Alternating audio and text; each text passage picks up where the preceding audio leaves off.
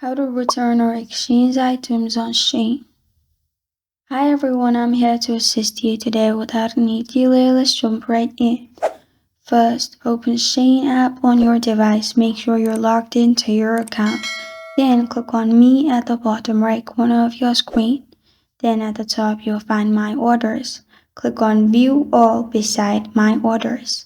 Then you'll find all your orders in here. Below your order, you will find Return Item option.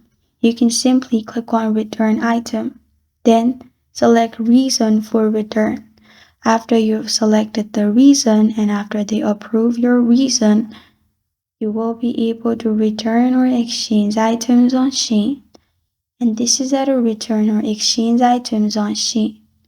Thank you for joining me today. If this video helps you out, please leave a like and subscribe for more. Got a question or want to suggest a topic? Comment below. Thank you for watching.